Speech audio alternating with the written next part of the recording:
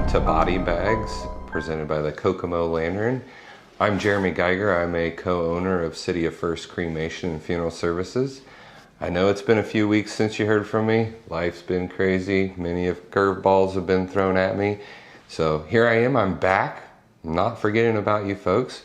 But there's just some new things that I want to share with you. I know we've talked about the embalming process before, but I want to kind of dive deeper into some of the embalming process, what I'm really looking for on diffusion, maybe some of my chemical selections that I'm looking at prior to actually injecting the body.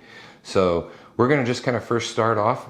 We're going to assume that I get we'll call him a 350-pound male that comes to me. Average height, we'll say 6 foot, 6'2", and the deceased has only been down for maybe about 3 hours. So I'm not really seeing any major signs of decomposition or marbling, post-mortem staining. All of it's still pretty clear. When I'm looking at the deceased, I'm going to see if that staining is taking place. Should I increase my my pre-injections, which would be fluids that would try to prepare the vascular system to clear out any staining, but also make it more acceptable for the formaldehyde to bond to the atom, or not the atoms, the cells in there to start firming up that tissue. Not a lot of times do I do a pre-injection. A lot of times I'll use some of the pre-injection chemicals during the embalming, and they'll call that like a co-injection or accessory fluid. Typically they are chemicals that will prepare the blood to interact with the chemicals. That formaldehyde will congeal the blood a little bit faster, so these chemicals will help prevent that clotting and break down any clots that are there. That's where that staining is in place. Past the pre-injection and co-injection, looking at what I should do, I'm going to determine what kind of vessel that I would like to use. A lot of times I'm going to use that carotid artery up in the right section of the collarbone. I typically will pull the skin up towards the head, so when I make that incision, it'll drop down once it's sewn. But when I'm looking at that place of making my incision, I'm kind of feeling into the tissue rather deeply to see if I can feel that, is there any stents or shunts that may be in place? If they are, they may indicate to me that this person has some heart complications or vascular issues. If I'm maybe working on a female, I would be looking at that femoral artery. Typically those femoral arteries are a lot harder with people with poor health. Those arteries are sclerotic. Think of it as a calcification buildup or plaque buildup inside that artery. They're very brittle. They will clog or push the inner lumen in. So think of the vessel with 3 layers to it, and that it'll become a 4th layer with the sclerotic tissue going on, creating that issue where it may be a little more difficult to get a normal size cannula in there. You may be choosing to go down to a lower size cannula. When you're doing that, then you're running that risk again of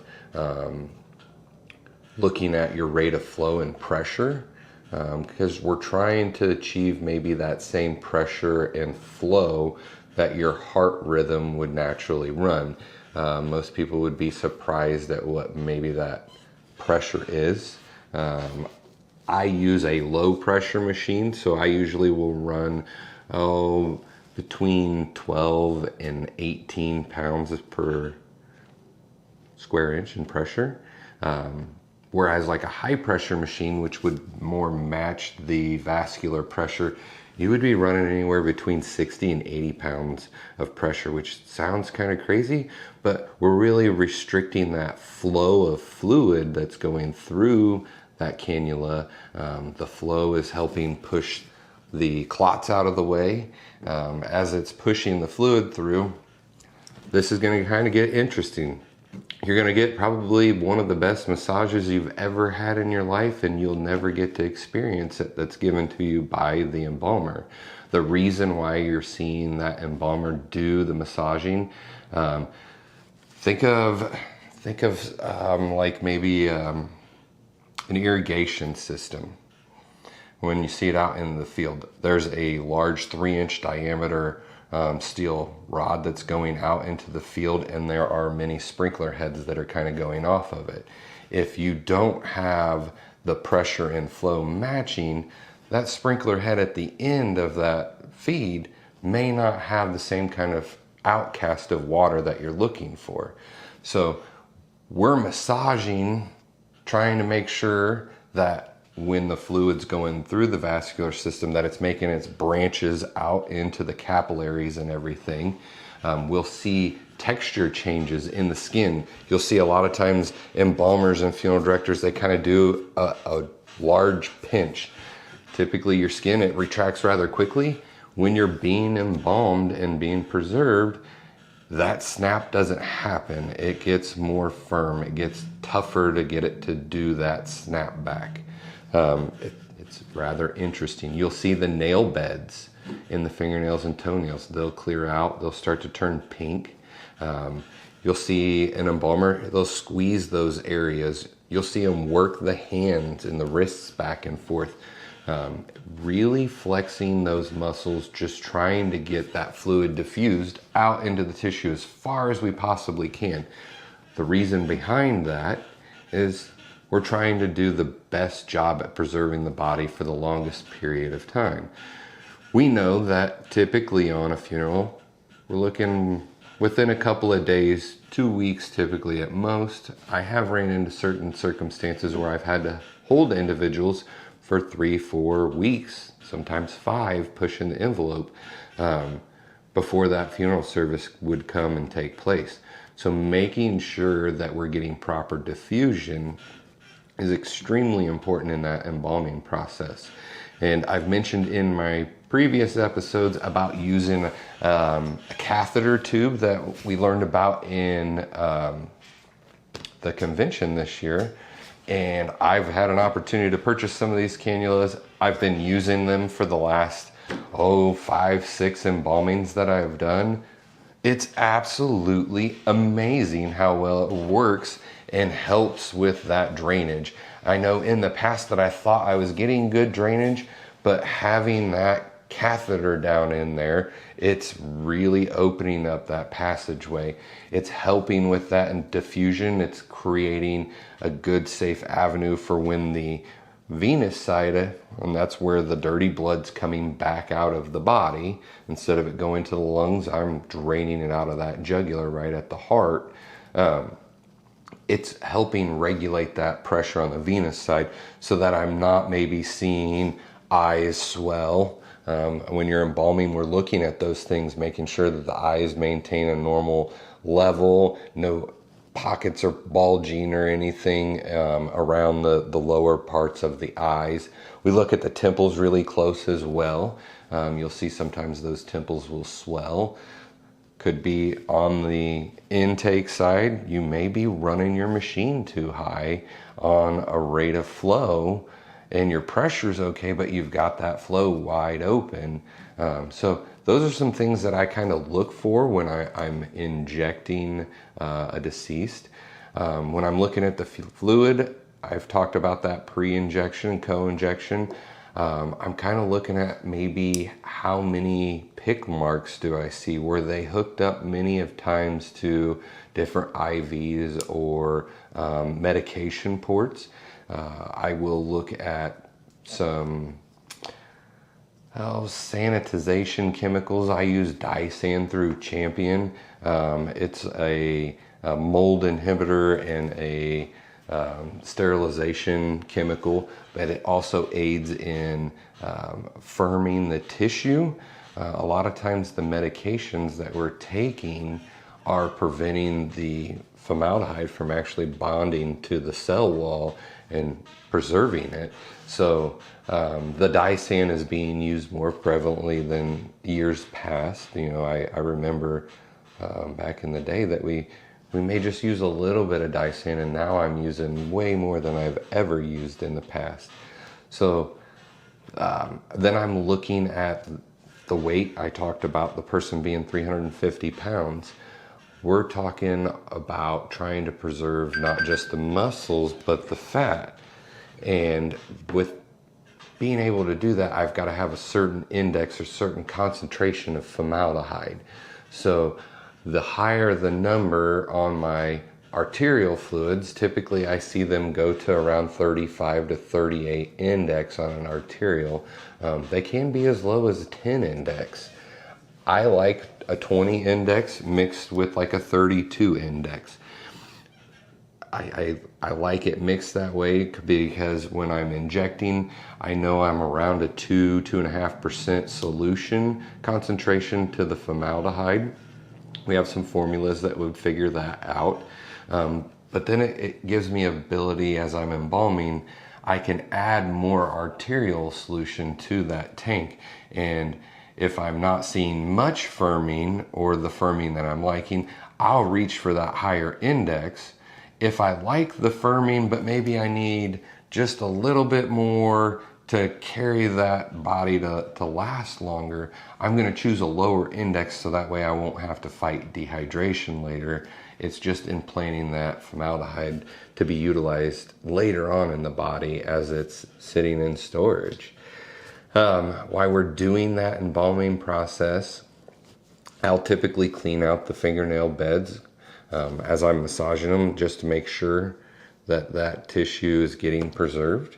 I'll wash your hair and kind of get your hairline parted and positioned how it should be. That'll help us when we go to do the hair and cosmetics later.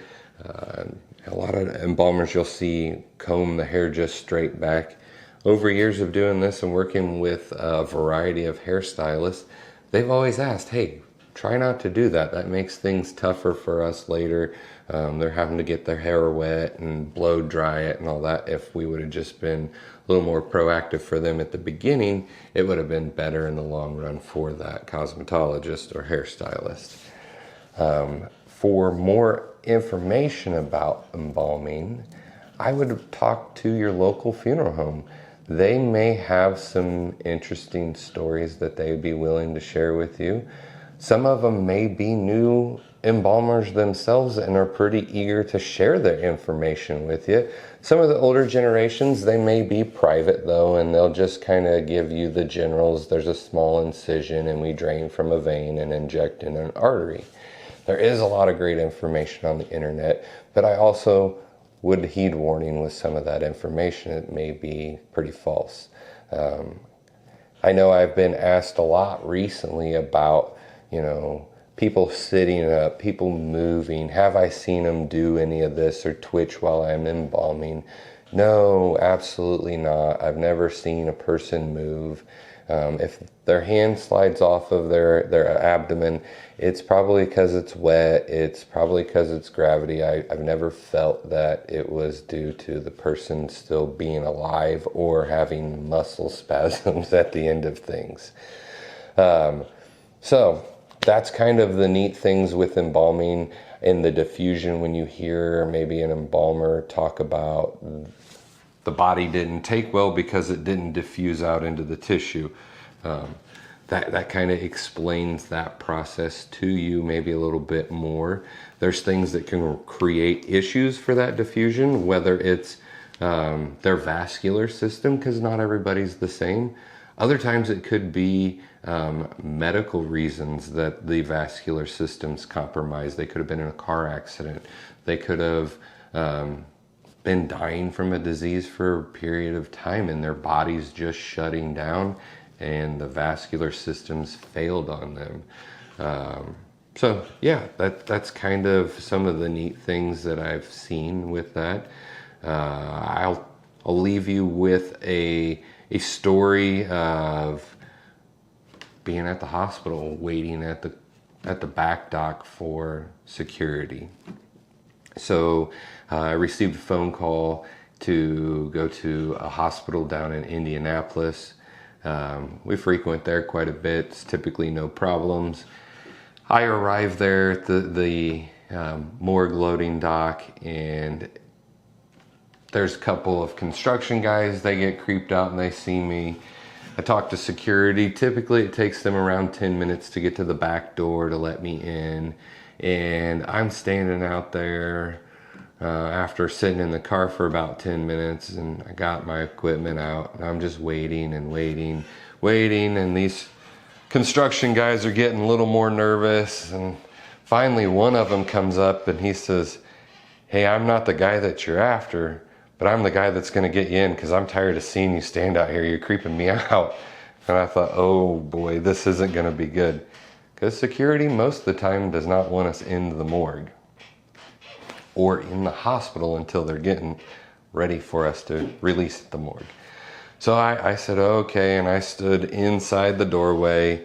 It had one of the eye sensor sliding doors, and I couldn't stand as close as I would prefer to the exit because of that sensor. So I'm waiting. Over an hour goes by.